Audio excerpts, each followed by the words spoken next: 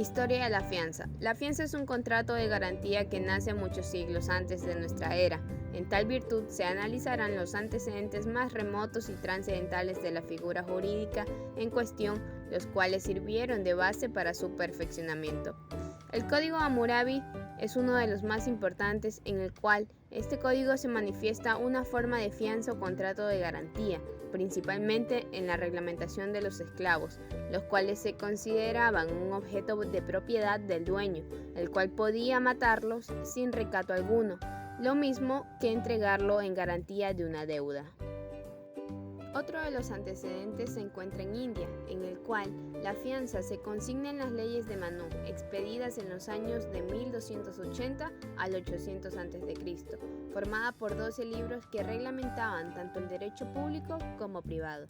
La fianza se regulaba en leyes civiles, tanto en aspectos hereditarios como en la conducta de los reyes y de la casta militar. Por lo consiguiente, encontramos Israel, en el cual, en este país, la fianza fue conocido en el año de 1922 a.C. Prueba de ello se encuentra en una de las parábolas del rey Salomón que dice: cualquiera que se convierta en fiador de un extraño tendrá que arrepentirse. Como cuarto antecedente encontramos a Roma, en el cual la fianza ya se configuraba como tal y se derivaba de uno de los contratos más trascendentales de la época, llamado stipulatio, que significa fianza estipulatoria, caracterizado por ser un contrato verbis de garantía y que se perfeccionaba con el uso de ciertas fórmulas verbales. Se consideraba un contrato accesorio de garantía que requería de una obligación válida principal para existir. La fianza estipulatoria se definía como un relato mediante el cual una persona, fiador, se obliga a cumplir en el caso de que otra persona, fiado, sujeto pasivo de una obligación garantizada para la fianza, no cumpla este concepto de fianza. Era muy avanzado para esa época, pues es muy similar al encontrarlo en el Código Civil actual. Ahora bien, en Roma existieron tres formas de garantizar una obligación, mediante el intercambio de una pregunta y una contestación, que eran el sponsio, el fideicomiso y el fideicium.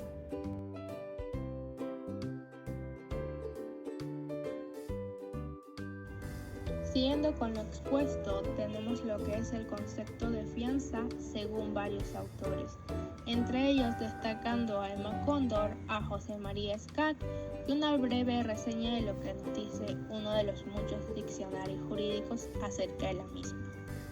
La primera, Emma Cóndor, nos dice que la fianza es una obligación personal, ya que por la misma, a través de un fiador, se garantiza el cumplimiento de una obligación determinada.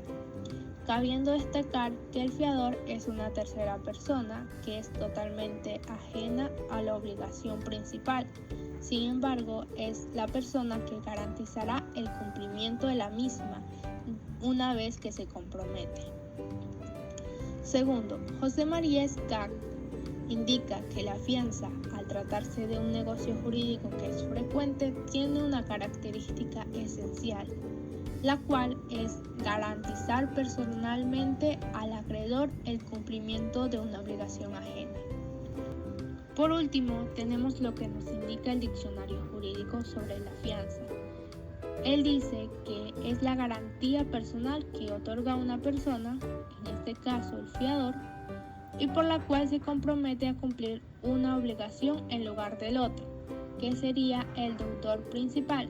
Esto mediante el acreedor, en caso de que éste no lo cumpla.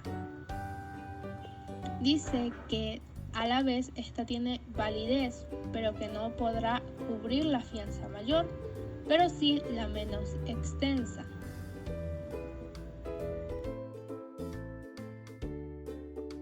Normativa ecuatoriana.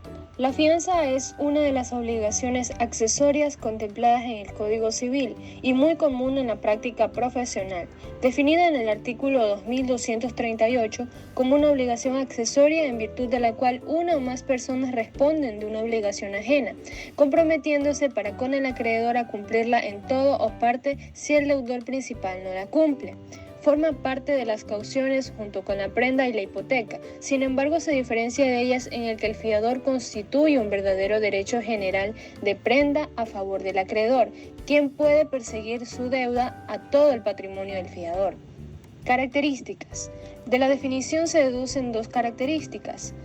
Esto es su carácter de accesoria, porque nace precisamente para garantizar el cumplimiento de una obligación principal, y es una obligación sujeta a condición suspensiva, pues será exigible únicamente ante el hecho futuro e incierto del incumplimiento por parte del deudor principal, lo que no impide que la fianza pueda otorgarse hasta o desde día cierto o bajo condición suspensiva o resolutoria, de acuerdo a lo que se menciona en el artículo 2243 del Código Civil. El carácter de accesoria implica la existencia de una obligación. La función de la fianza es garantizar el cumplimiento de una obligación. En tal virtud, esta obligación principal puede ser civil o natural, pura y simple, condicional y de plazo, y en general cualquier tipo de obligación que no esté prohibida por la ley. Clases de fianza. Según el artículo 2239 del Código Civil, la fianza puede ser convencional, legal o judicial, atendiendo a la fuente de donde nace. Así, la primera se constituye por contrato, la segunda es ordenada por la ley y la tercera emana de la decisión de un juez. Efectos de la fianza. El obligado a rendir fianza no puede sustituir la misma por prenda o por hipoteca sin consentimiento del acreedor, salvo que sea exigida por la ley o por decisión de juez, en cuyo caso puede sustituirse con una prenda o hipoteca suficiente. Es posible fijar una remuneración al fiador por los servicios que presta. El fiador no puede obligarse a más de lo que debe el deudor principal, pero puede obligarse a menos. Esta es en consecuencia lógica de su carácter accesorio. Los derechos y obligaciones de los fiadores son transmisibles a sus herederos. Extinción de la fianza. Según el artículo 2283 del Código Civil, se extingue en todo parte por los mismos medios que las otras obligaciones según las reglas generales y además A por el relevo de la fianza en todo parte, concedido por el acreedor al fiador. B, en cuanto al acreedor, cuando por hecho o culpa suya ha perdido las acciones en el que el fiador tenía el derecho de subrogarse. Y C, por la extinción de la obligación principal en todo parte. Es decir, que se extingue cuando el acreedor acepta voluntariamente del deudor principal, en descargo de la deuda, un objeto distinto del que el deudor está obligado a darle en pago, y cuando opera la confusión de las calidades de acreedor y fiador, o de deudor y fiador, pero en este segundo caso las obligaciones de subfiador subsistirán. Como conclusión, se puede decir que el tratamiento que tiene la fianza en el Código Civil es de las obligaciones en general, dejando sentado por el momento que la fianza puede constituirse no solo a favor del deudor principal, sino del otro fiador.